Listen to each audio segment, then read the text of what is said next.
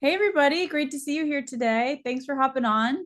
My name is Laura Bolio. I'm the VP of Marketing here at Holistiplan, and I am joined by the incredible Emily Rassam. Hope everybody's afternoon is off to a great start.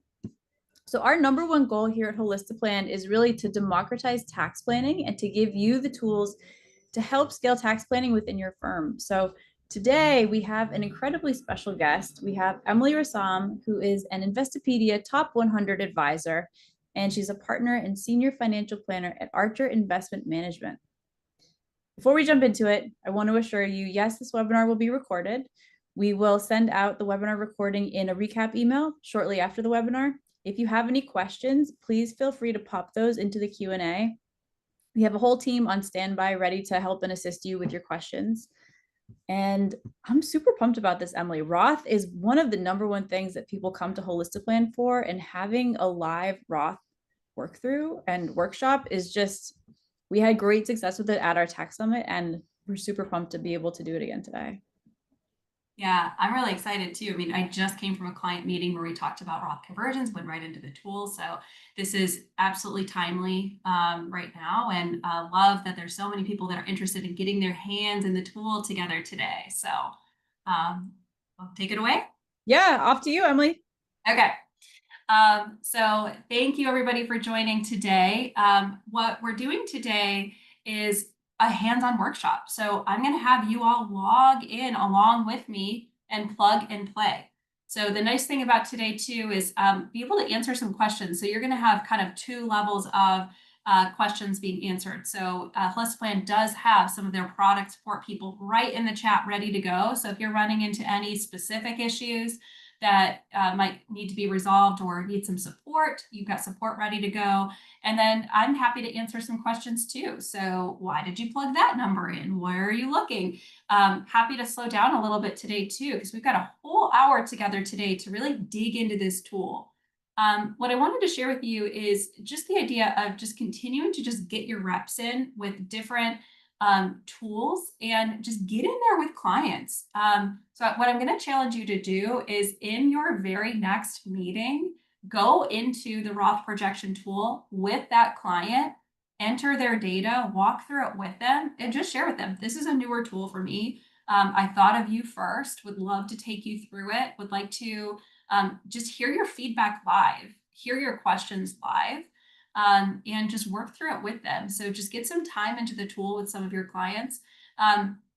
Coming up on a lot of people tend to do Roth conversions towards the end of the year. So especially if your clients have some uncertainty with their income or capital gains or things that might maybe change their tax scenario for that year. I know that a lot of advisors tend to do more of a September, October, November tax planning meeting where they're going to maybe jump in and do some Roth conversions. But for some of the clients that you're meeting with now, maybe think about getting into this tool, getting their tax data kind of tuned up in Holistiplan and in the system, especially if those tax returns are kind of coming in from 2024. You've got some good data, getting them kind of tuned up in the Holistiplan system today. And so the client that I met with today, we're going to do a $200,000 Roth conversion this year. And there's some uncertainty with their income. They've got some consulting income. Our plan is to do roughly $200,000 this year. But what I'm going to do now today is I'm going to convert $125,000 today. And then I'm going to do a tune-up meeting with them at the end of the year. So I kind of want to see where they're going to come up on the top of the 24% bracket and then kind of fine tune that number. It might not be exactly 200,000 that we do this year. It might be 175, might be a little bit over two, but we'll do a little bit of a tune-up. So for some of my clients, we might do some of that conversion earlier in the year to get that done, and then ultimately do a little bit of a tune-up conversation later. So that's something that just wanted to mention that concept and idea to you as well. So I'm going to share my screen. What I'd like to do for some of you, I know there's a mixture in here of people who are Holistiplan users, big fans, Holistipans, who've been in the tool, who have a subscription. And then there are some of you who might be starting a free trial today. So I wanted to show you how to do that, how to get in here. So for those of you who aren't subscribers, if you go right onto the Holistiplan website, holistiplan.com, and you're going to click Start a Free Trial here.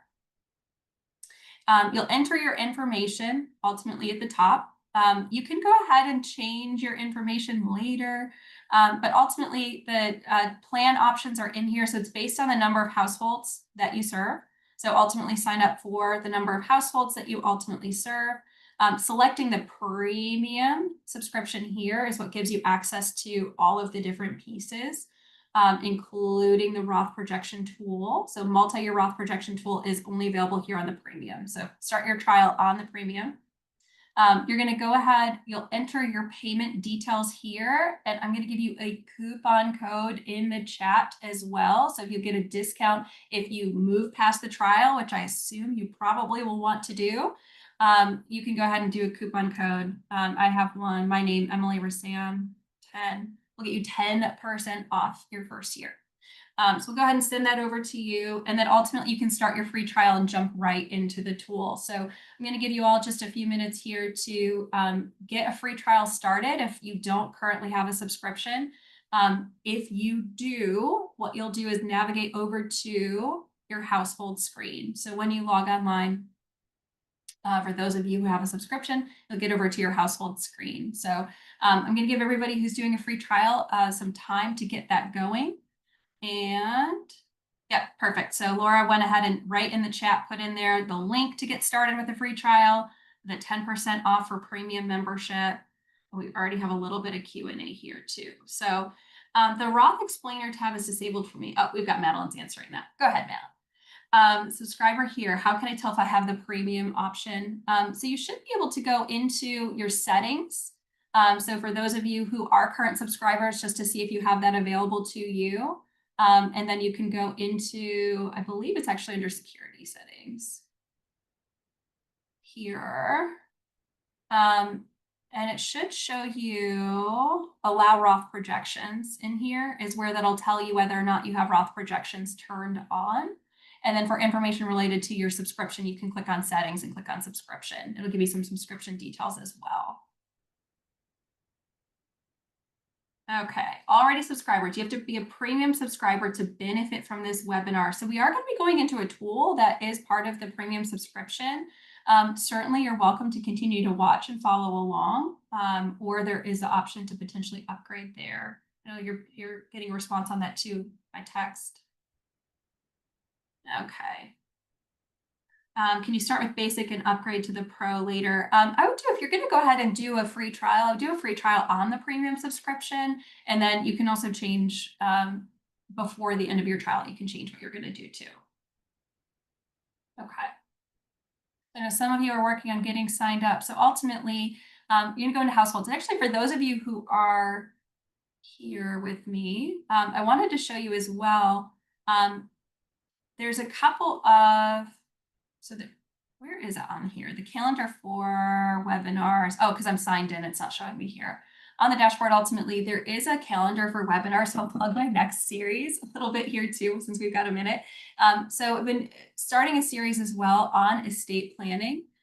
So getting kind of ready and prepared to start doing some estate planning reviews. I do have a webinar coming up next week on estate planning. So for those of you who are really leveling up the value that you're providing to your clients in tax planning and estate planning, that's really kind of that next frontier. There's going to be an amazing tool coming out later this year for Holistic Plan subscribers that will allow you to review your clients' current estate planning documents. So some of the presentations that I'm giving this year leading up to that will help you get organized and get ready for that process and talk about where does the advisor kind of fit into that whole process. So keep posted on those different webinars. We love delivering that. And for those of you who don't know me, I'm an advisor just like you. That's what I spend most of my time on. I love to give holistic plan presentations because this is really the software that has helped me level up and provide so much value for my clients. So I love to showcase it and show how I talk about it with my current clients actively. Manage about 250 households, 330 million assets under management. We're a small RIA out of Austin, Texas, fully virtual. I work with a lot of people who are mid-career tech professionals. So a lot of my clients are in their 40s, 50s, 60s. And so for a lot of those clients, I'm talking about doing some of these Roth conversions, but just some of these longer term tax strategies right now that makes sense to educate them on today. So I'm talking to clients that are in their 40s about Medicare premiums and how to think longer term in a longer range about their overall lifetime taxes. That's why I'm so excited about this Roth conversion, multi-year Roth conversion tool to help us quantify the tax savings and Medicare premium savings over time. Okay.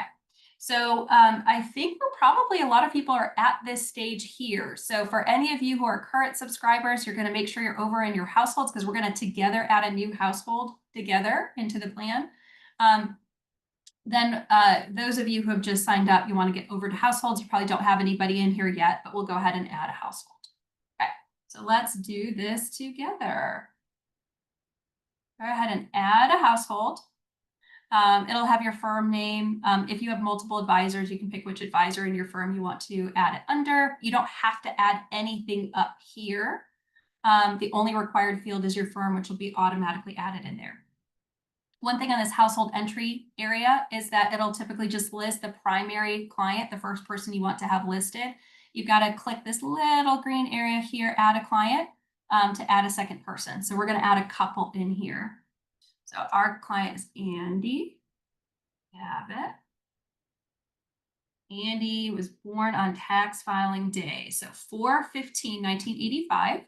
So we have Andy Abbott, 4/15/1985. And then we have Aspen Abbott. Oops, middle name. Abbott, 4/15/1987. Okay. So we're going to add our first client here, Andy and Aspen, 4/15/85, 4/15/87. Go ahead and add that person in. Okay.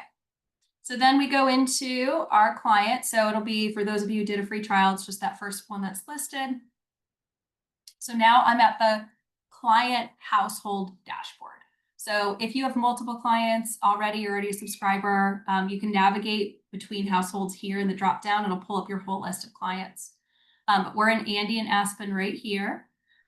So this is ultimately the page that you're going to use moving forward to get into a lot of the different tools within Holistiplan. We're going to scroll all the way down here to Roth projections. So there's an area here with just their basic info. What you also want to do with households is add additional members of the household if it makes sense to. I did a webinar a couple months ago about age-based milestones. So if you've got some kids in the family, sometimes it makes sense to get them added in as well. You've got your client here. If you've uploaded returns, those will be in here. We'll go into other webinars on scenario analysis, tax letters, other areas. We're going to spend time today on Roth projection. We're going to create a new Roth projection for Andy and Aspen. So if you're here with me now, we're going to click Create Roth Projection here. And we'll just give it a title. Okay. So we do need to put in their filing status. So they are married filing jointly here.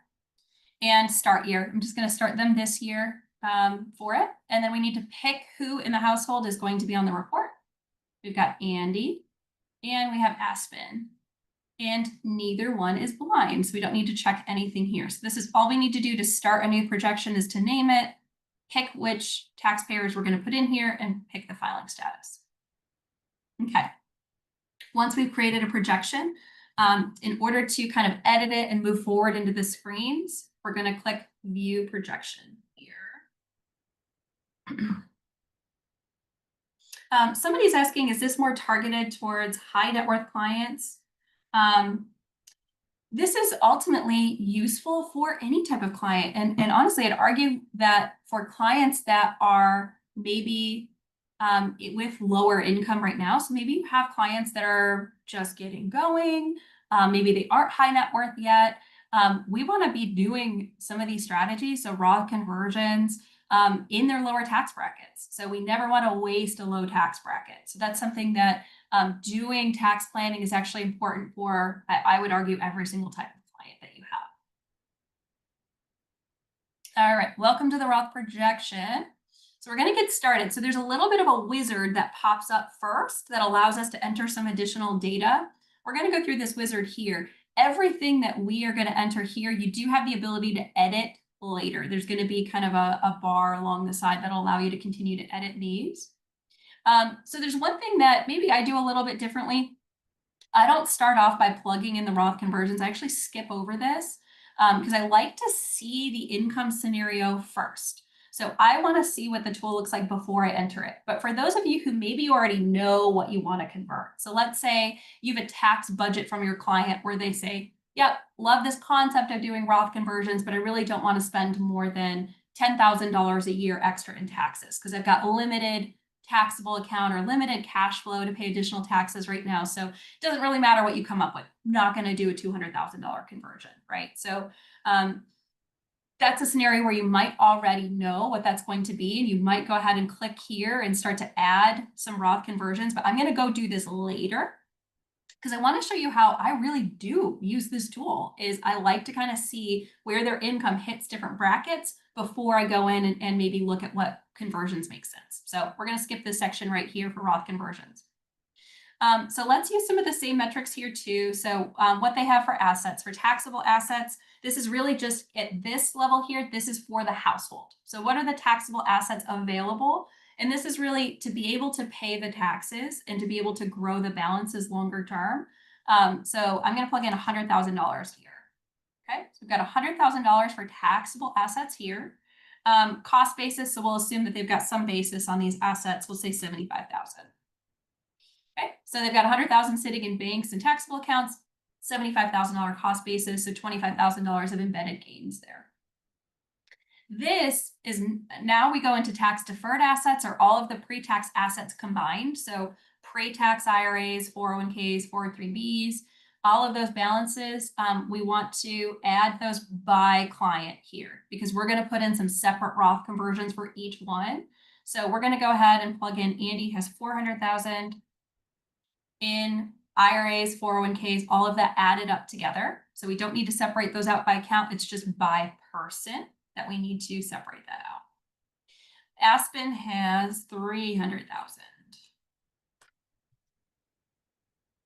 Okay.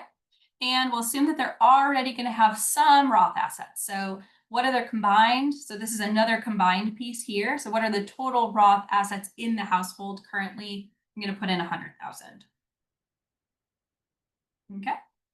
So on here again, we're going to skip Roth conversions for now. All we're doing is entering in some asset levels. We're going to say that they have 100,000 in taxable accounts combined in the household with $75,000 of basis. Andy has 400,000 combined in IRAs, 401ks. Aspen has 300,000, and then together they already have some Roth IRAs. This is another combined asset here, 100,000. Okay. So those of you who are moving forward with me here, we're going to click next. A few other things that we can go ahead and change in here. So we want to plug in some metrics related to growth. So we have rate of return. You can go ahead and enter anything in here. So if you know that your client is a lot more conservative or really aggressive, you can just make an adjustment here for just the ongoing average rate of return you want to include in your projection in your portfolio. Again, this is something you can change. So if you're going to kind of plug and play with some of the numbers, you can go ahead and adjust that later as well.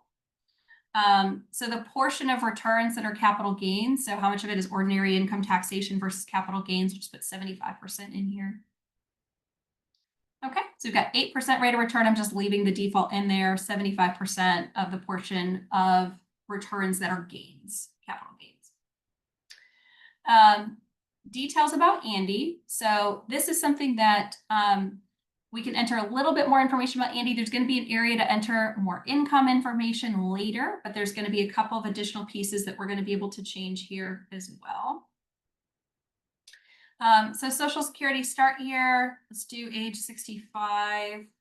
Oh, sorry, year. This is an area that you could either enter the calendar year or age. I always do age because I don't want to be calculating the year each year. So Social Security start age, let's do just 65 for now. Input type, I switched this over to age. So this is the age that they are at the end of the year. You could do this by year. So especially if your clients are about to retire right now and you know you're going to file for Social Security in 2028, you could go ahead and do that there. So this is for Andy, and then I'll just change his life expectancy to 90. Okay. Social Security expected amount, let's plug in some income here. Just do 36,000. Okay, so you can do a Social Security amount in here as well. So same thing for Aspen. I'm going to go ahead and change Aspen's life expectancy to 95. Input type is age for her as well. So I'm going to put age 65 for Social Security start, and then Social Security expected amount, 20,000. Okay. There is going to be an area later to enter pension income, part-time income, things like that too. So all we're doing right now is really just setting some Social Security parameters in here for them. And then we can go ahead and click next. Okay. So spending assumption for 2025. So this is something that you can go ahead and plug in. If you know what their general kind of spending looks like moving forward, you can. I'm going to go ahead and change inflation to 3%. And I'm going to change spending assumption here. We'll just say that they spend $100,000 a year. Okay. Inflation assumption is not for income. You can actually do that later. So income and spending assumptions, you can actually adjust the inflation on those. This is for your tax bracket, standard deduction, everything along those lines. So you can make those adjustments if you'd like to. The default is 2.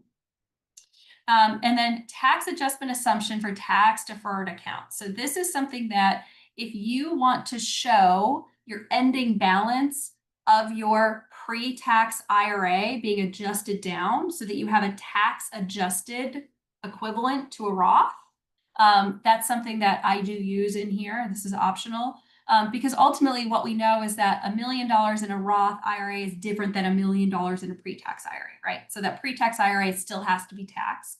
So what we want to assume is maybe a tax rate for the money that's sitting in that pre-tax IRA. So I've got that default in here is 24%. You can adjust it based on if you live in a state that has high state income taxes, if you have maybe you kind of know if they're going to be higher or lower income in retirement, you can do that as well. But we just want to basically plug in some embedded tax liability in a pre-tax account so that we can then come up with a tax adjusted equivalent to what would be in a Roth. Okay.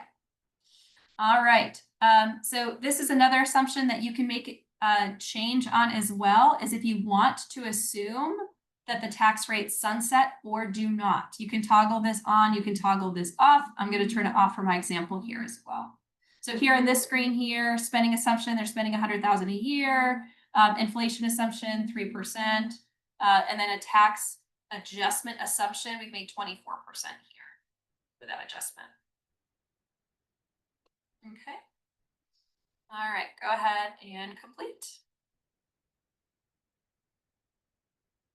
Okay, so we have some data started, from the wizard, but we do need to move down the tool here on this left-hand bar just to kind of see what is on the control panel that we want to potentially change. So one thing I do, I like to show RMDs. That's an additional chart that then pops up. So when I turn on RMDs, it'll bring up a chart down at the bottom here.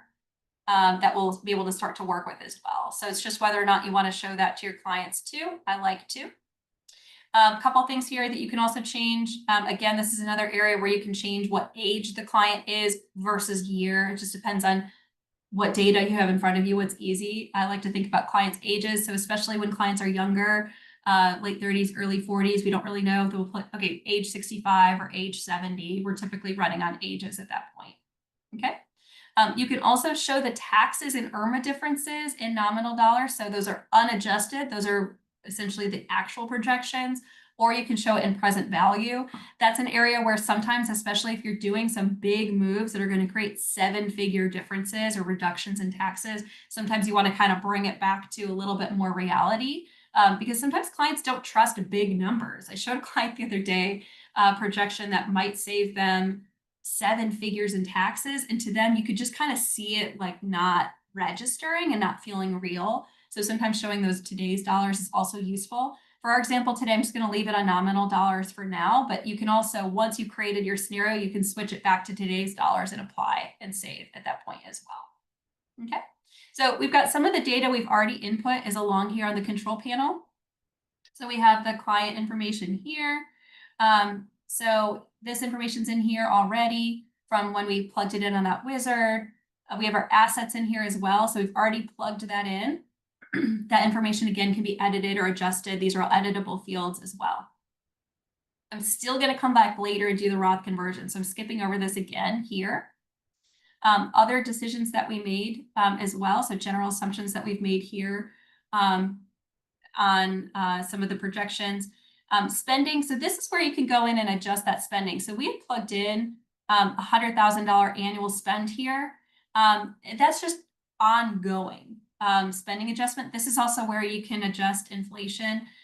What happens in this tool is whenever you plug something in to start at a particular age, it will continue that assumption until you add a row to stop it. So if you know that their spending is going to change significantly, in this example, these two people, maybe they have children, they're paying for education expenses, they've got other higher level of expenses or more travel at different points in their plan. Maybe their spending is higher today and that spending is going to be dropping later. So if I wanted to change any of their spending assumptions, I could go in here and add a row and just say, okay, when they are 65, let's say they're going to retire at 60 or 65, let's say 60.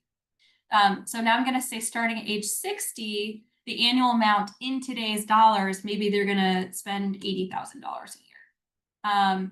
Or maybe they're going to spend more. You can plug in a higher amount here. You can also inflate that differently. So I'm going to say it's 3% inflation. And then you can hit apply and save. So now that I made this change here, so the client spending is going to go from age 40 to age 60 at this amount. It'll adjust it for inflation.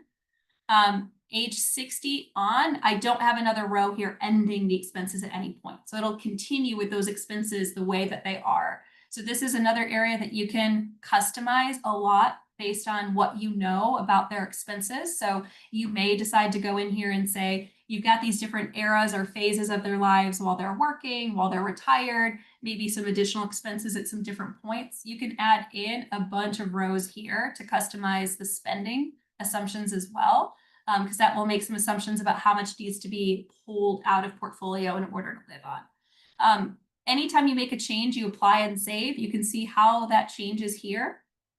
So that spending number, what that looks like year over year, you can see that area where that dropped. So $100,000 today is $145,000 when they're 59. And then we're assuming that that expense drops at that point, just in this example here. You can play with whatever scenario you want to. Okay, so that's all tuned up and that's in our plan. So then I'm going to go into some Medicare assumptions here. So we want to calculate Medicare premiums here. So I'm going to put in their Medicare age 65. So if your client especially is a lot closer to Medicare age now, and you know that they're going to stay on a group healthcare plan and maybe move into retirement timeframe at 67, you can plug that number in. But ultimately, in my scenario here, I'm going to have them stop work sooner. So they'll start Medicare at age 65.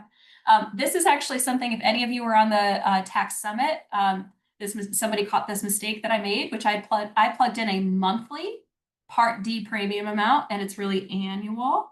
I missed the annual piece, so I was doing that wrong up until somebody corrected me.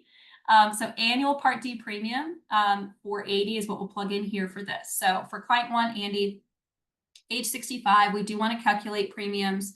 I'm going to plug in kind of the base premium for Part D. It'll calculate IRMA surcharges for us. So go ahead. Yep, I want to calculate Medicare also for Aspen. She's going to start Medicare at 65.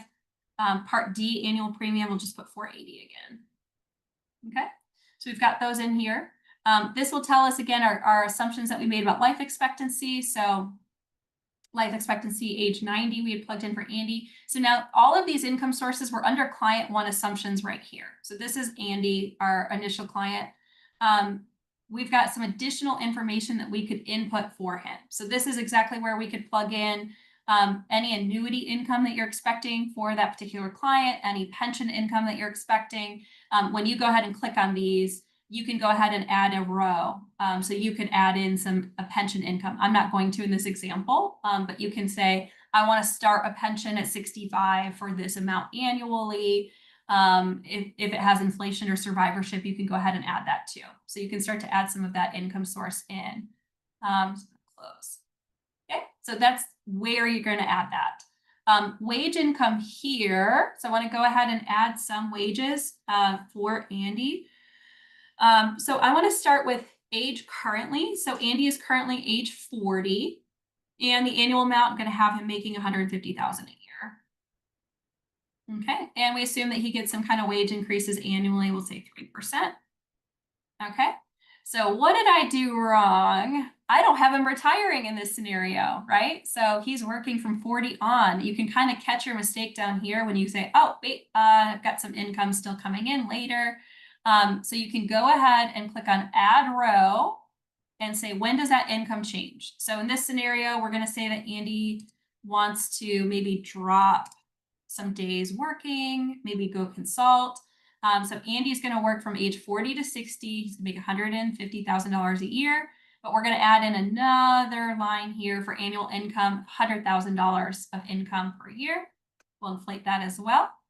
And then we still have to stop it. So this income does end as well. So we're going to add one more row. This is where we end up stopping that income. I'm going to put zero income, zero inflation. So we've got income coming in, and then let's check our work here. So we're going to apply and save. So now we're showing that income. So that 150, then that drops, and then his income is done. So for clients that maybe want to coast and work a little bit further into retirement, you could add some additional lines in here to say, okay, maybe you'll make 50 grand doing a part-time job or some consulting. You can add some additional income if you want to. This is the scenario we're going to use for Andy.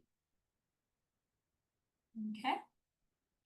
All right, so that's in here now. And then this is for Aspen. So we're going to do the same thing. We're going to add some income in for Aspen. So Aspen, we already have life expectancy here. Aspen has separate areas for pension and annuity. That's expected income later on. I'm going to go ahead and add some wages for Aspen.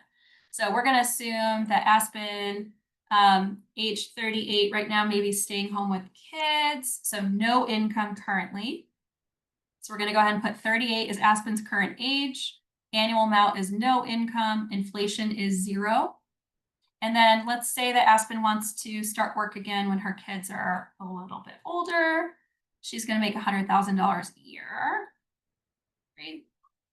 And we want to have her stop working at some point as well. So we're going to have her work until 58. We're going to take that down to 0. Okay. So that's her income scenario here. So what we should see is no income and then kind of a bump in income for a period of years. So this is good. We're just checking our work here. No income, staying home with kids. She's going to pick up a job, making $100,000 a year, and then she's going to retire. So we're going to move into retirement at that point. Okay, so we've got her wages loaded in here as well. You guys are doing great. No big questions here. So I'm happy to answer them though along the way if you have any. All right, so we have all of that in here.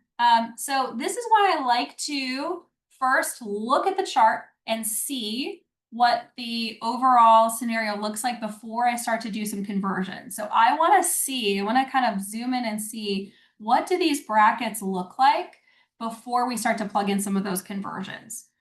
So what you can see here is this is now just a base case. So all of these bars right here are income. And we're looking at the different tax brackets. So what we're seeing is this green line here is the 22% bracket. And then we've got the 24 right here. That's that gold yellow kind of color as well. So I learned a pretty cool trick here that you can also remove some of those lines. So if I don't want to show that 22% bracket, so if your client's already above some of these brackets, you don't need to necessarily have those lines sitting on your chart. You can take those out.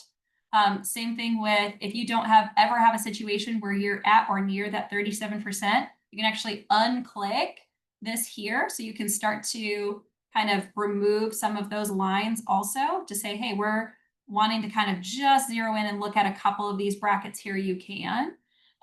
So that's something you can do. As you click on these little dots again, you can bring those bars back onto the chart if you'd like to see what those look like. So sometimes clients get a little bit confused or want to see a little bit more data. The other thing is you can also highlight and look at a span of time. So if I wanted to just see a few years, I can take a look at what those years look like. So this is a perfect example of where there's too many lines on this chart now, right? So if I'm just going to look at these kind of 5-6 years, I don't need the 37% bracket, so I can click on that guy. I don't need the 35% bracket. keep the 32. I don't really need the 10. So I can start to maybe look at that a little bit more closely. To get out of this, you just hit refresh.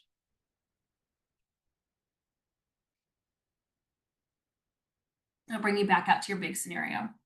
So what I essentially like to do when I'm taking a look at this is to then hover over each of these different areas and see where their income is. So see where it says base case, I'm hovering over.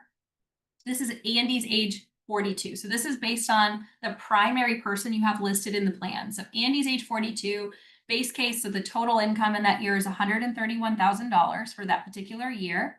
And then I can ultimately see where they are in that bracket. So they're not up to that top of the 24% bracket yet. They're not at that $219,000 worth of income. So I can start to do just a little bit of a view on each of these years. So if you were zeroing in on any particular year, you can actually just hover. If you're hovering on any of the lines here, what it's ultimately going to tell you is what their income is for that particular year, and then what the projected brackets are going to look like. So where are they potentially going to be in that year? So one thing I really like about this tool is you can go in and customize what you're going to show for a projection moving forward. So I know one of the big things that people have asked for is like a solve tool, which may come later. I believe that's kind of a highly requested tool.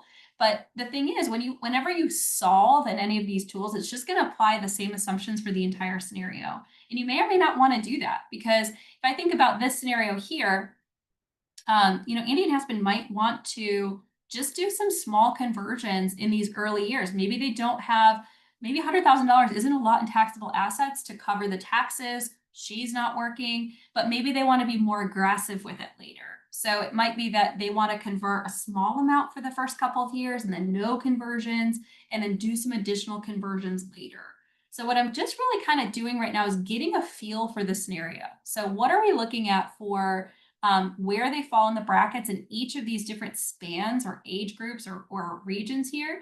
And what we're essentially wanting to do or trying to do is to take some of this income here. So when I explain and show to a client, hey, you're going to be in this really high tax bracket later on in your plan, what we want to do is essentially fill up some of these brackets here earlier on in your plan, so that we're going to then potentially save some of those big tax dollars and big distributions later.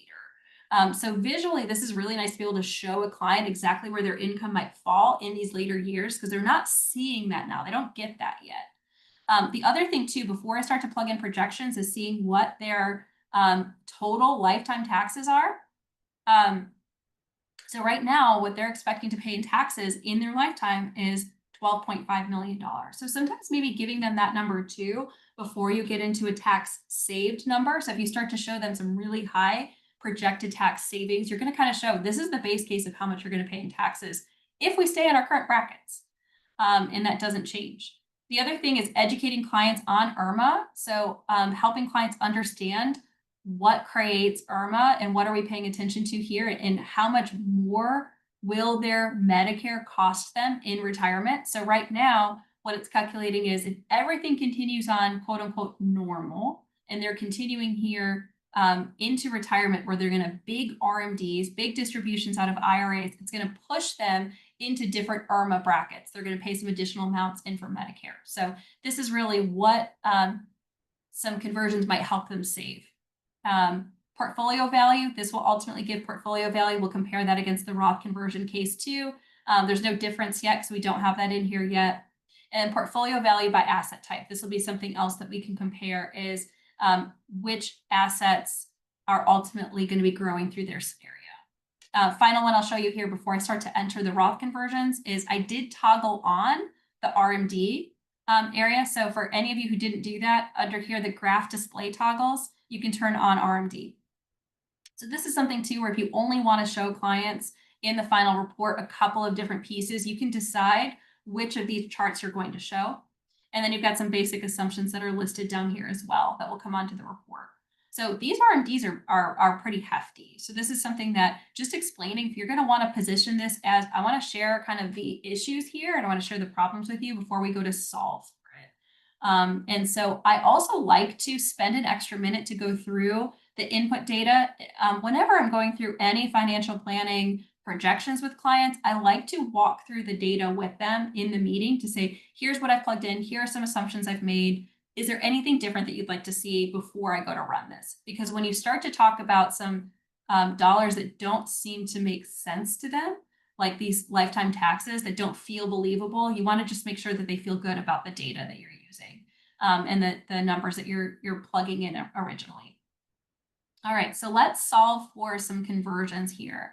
So when I'm taking a look at this case here, I want to just maybe plug in a few conversions here while their income is a little bit lower in the overall plan. So when I'm kind of eyeballing this right now, doing a 70, 80, $90,000 conversion, maybe max, but maybe they don't have the budget to be able to do it. So let's just go ahead and plug in some conversions here just to kind of get started. So when I'm going to go back over to this control panel, this area that I kept skipping is we're finally going to touch it, the Roth conversion area here. So we're going to first decide who we're going to do conversions for. So I'm going to do conversions for the older partner unless there's a big difference in health. So typically the partner that is older, because they're going to reach RMD age sooner. So typically I like to do conversions in that older spouse first. Sometimes I do things a little bit differently. For a client, I just did one where for the younger spouse, I did a small conversion because it was her total IRA balance. We converted that and then did the rest from the older spouse. And I did that to allow for the option of doing backdoor Roth contributions. So there's certainly some reasons that you might do some for each. But usually I'm just going to go with the older spouse. So we're going to do that for Andy right now. So I'm not going to do any Roth conversions for Aspen. We're just going to do Andy. And I'm going to click on this little pencil guy right here under Roth conversions in that control panel. So let's go ahead and do some conversions for him. And I just want to kind of see how this looks, right? We're going to plug and play a little bit here. So we want to pick what age we're going to start those conversions. We're going to start at age 40. And let's go with 75,000. And then inflation. So this will be, if you're going to do this for multiple years, how much more are you going to convert each year? Let's just do 3% inflation on that. And then we do want to stop those conversions. So we'll just say 44. Just for now. I want to see what this looks like. So in this example, all we're doing is some near-term conversions, nothing later. So you'll check it on the bottom here. We're just going to do some conversions for a few years. We did age 40, 75,000. We're going to inflate that by 3%. And then age 44 is ultimately when we stop that. So annual amount is 0 after that point. Okay, so what we did here is we did some conversions in this kind of earlier case. So you can kind of see that we kind of came up to that yellow bar here. And now our income with the Roth conversion, you can now see that line in there. So now when I'm looking at age 42, originally the base case was $131,000 of income. Now it's $209,000. So I'm not kind of coming right up to that 219 threshold on that bracket. I'm just kind of converting a little bit below that. So what I'm doing is then you're going to be able to see each year what that income is by year with each of those potential cases. Okay. So a couple things that we want to then look at is what's the impact of that? So what's the domino effect of just doing some conversions here earlier on? Because you're going to see your actual income is going to be less in these later years. So in your case of doing those Roth conversions, you've actually brought down those later income years here. So you're going to see that difference. And if you want to just isolate and look at base case or Roth conversion, you can turn off or on those income areas just to look at one or the other, or you can look at both together. So you're going to have your base case current income, then Roth conversion income as well. So this is the kind of impact in this particular case just by doing a few years worth of initial Roth conversions, lifetime total tax, and then the decrease in that tax. So we're seeing a big difference because the later tax years here, we're going to see some lower income, lower brackets here. This is also a really good time to tell clients about really that widow penalty. So if one spouse kind of passes before the other, which is typical, you're going to have married single. filing single, right? So you're going to have a widow or widower in your plan who's going to then be kind of penalized in different tax brackets here. So they're going to hit some of these thresholds sooner versus the married filing jointly when the other spouse was alive. So this is kind of a good time to maybe illustrate that and think about it too. It's another additional benefit. So when we're taking a look at the taxes, we're going to look at the base case here versus the Roth conversion case. So you're going to be able to see here, what is the increase in taxes by year? So at these different ages here, if we're going to do those conversions, you're going to pay more taxes in the near term, that pain now, to avoid that pain later. So this is going to say year by year what your expected taxes are, and then it's quantified in total at the top. So this is why this is so powerful, because you're able to then illustrate, rather than just telling your clients, hey, by doing some Roth conversions, we're probably going to save some taxes later. Being able to quantify this is a huge, huge, huge relationship builder and helps clients feel that confidence in doing these conversions. Then you're also being able to even make some impact here with some smaller conversions up to that bracket. Same thing with being able to see the change in IRMA surcharges. So if your income in the later years is lower, you're going to have lower additional Medicare premiums or surcharges. So you're going to be able to see how much you're going to save in Medicare premiums just by doing those few years of Roth conversions. So you're going to be able to see that here. So this is the total surcharges. Once you're in the Roth projection, you've done those early Roth conversions, you're going to be able to see some impact here, and you're going to save $179,000 potentially in Medicare premiums as well. Okay, and then portfolio value. So this is also the difference in your portfolio. So you're going to have a higher adjusted ending balance. So in the Roth projection, ending portfolio value is higher, and this is the change in that projection difference. And this is where you're going to see where that difference is made. So you are going to have, you're spending some of your taxable assets in order to pay the taxes. So it's again, that paying now for a higher ending portfolio balance later. Be able to see that. And then the difference in your balances by account in the current case versus Roth case. So if you're going to kind of eliminate charts, these sometimes can be a little bit confusing to talk through with clients. I've done it a couple of times, and I've kind of just made the decision that there's more power in talking about the other charts first, but this is here. So you can go in here and say at age 80, for example, here's your total portfolio value. How much of it is Roth? So 2.1 million versus if you find age 80 here in this scenario, you have 38 million at the end and 7.8 is Roth. So that's a change that you can show them as well. And then this is really the big impact, right? So less RMDs. So you don't have to take as high of RMDs. Year by year, you can take a look at that and see what that difference looks like. Okay. All right. I've got a couple questions here I think I might want to hit.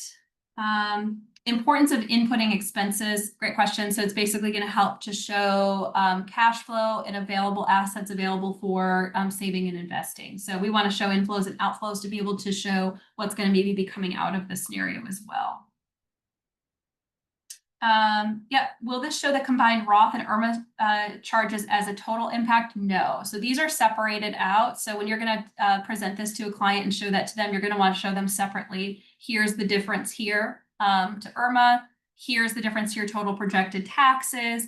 And win-win-win, we're also going to have a higher ending portfolio balance in the long run as well. So you're going to show each of those three things separately. There's not anything that quantifies it currently. Okay. Can you remove a chart for the printout? So I believe so. When you toggle these off, it didn't turn that off for you. I'll have somebody maybe respond to you on that.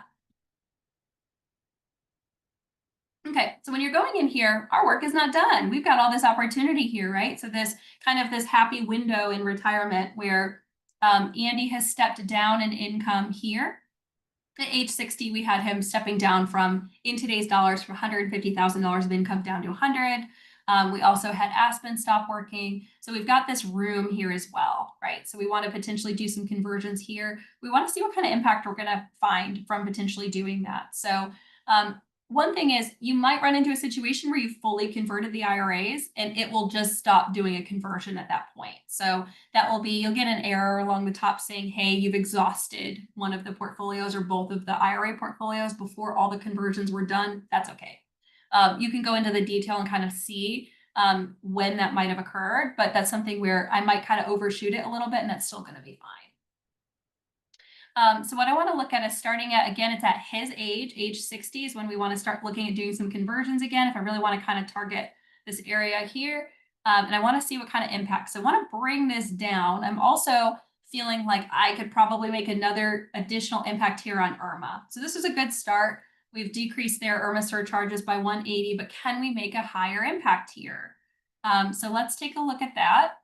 Let's go ahead and add some additional Roth conversions in here for Andy, and then we'll add some for Aspen as well.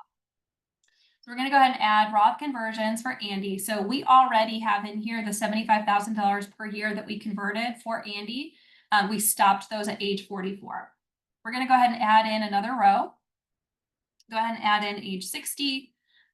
Let's do, there are 75,000 a year.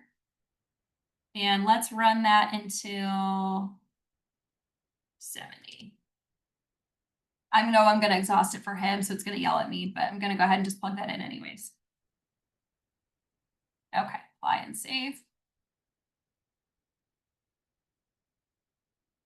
Okay, so it's going to go ahead and tell me here. So we did our initial conversions, no conversions, and then we did some more conversions here in that kind of early retirement decade. Go ahead and do that. So this is where you can go ahead and check out, okay, what happens if we do those conversions for Andy? Where does that kind of bring us?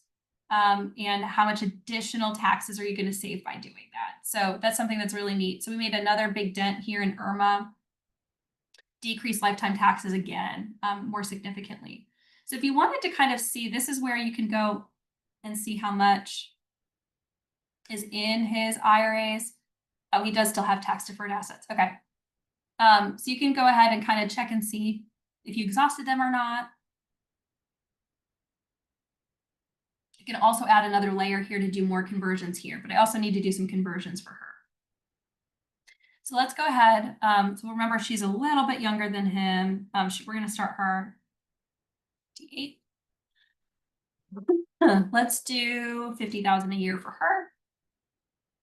And we'll go in here. And we have that going on forever. Add another row. Let's stop those at RMD age. We'll do age 74, 0. And then we want to kind of see how close are we getting to where we need to be. Okay, so I'm in Aspen's right now. We just added in age 58, annual amount 50,000, inflation amount 3%, and then I stopped that at age 74 here. Okay, so go ahead and close that out. So now what I'm taking a look at here is how many years are we still kind of in these higher tax brackets, especially when it's just her at the end of this scenario. So what I'm seeing and identifying is there's still some room here for some conversions. We can go ahead and plug those in. That will likely bring some of this down a little bit further. So you're going to want to plug and play a little bit with the scenario here to get them kind of tuned up to that line. But this is the type of tax difference. You can then see again some additional rounds of going in and adding some Roth conversions, what type of savings that you're going to find in taxes and in IRMA surcharges. So here we've actually increased, we've got a new surcharge here that came from doing a conversion into that Medicare bracket. So it'll be something we can tune up. And then this is another area here at the end of the plan that you can continue to tune.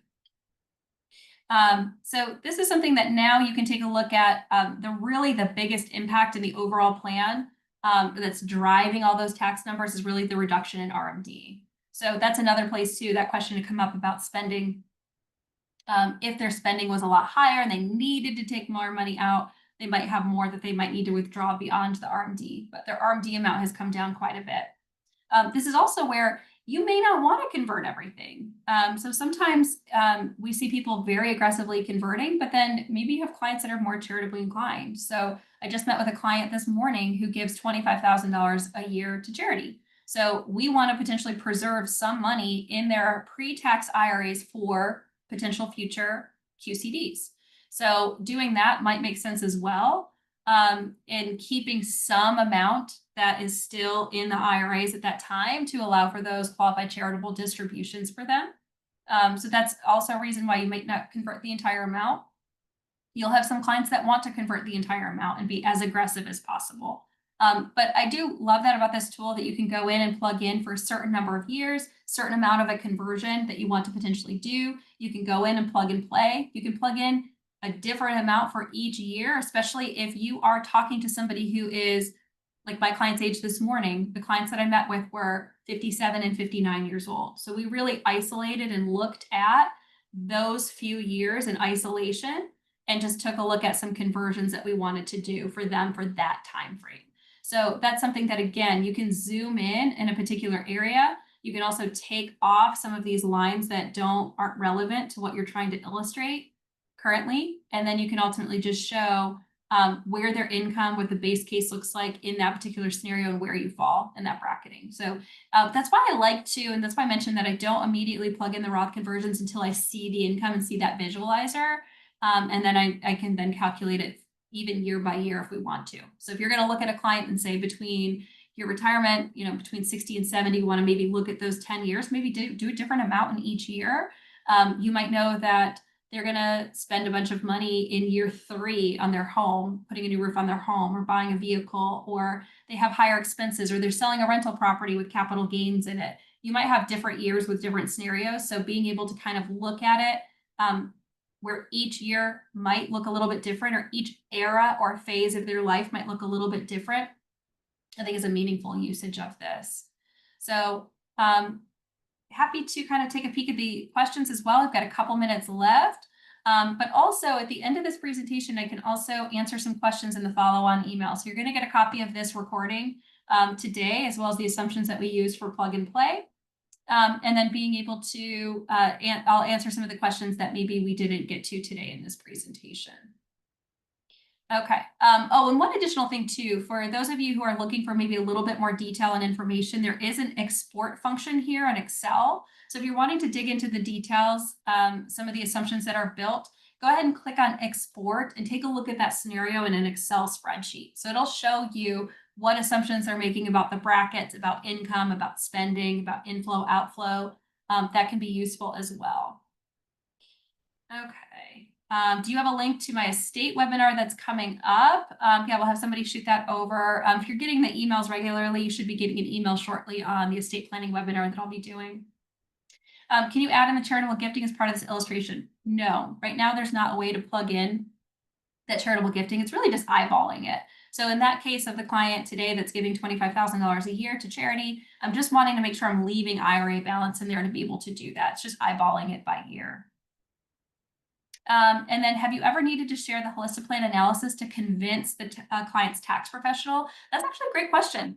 One of my follow-up action items for today is I'm going to be making a really short video for the CPA.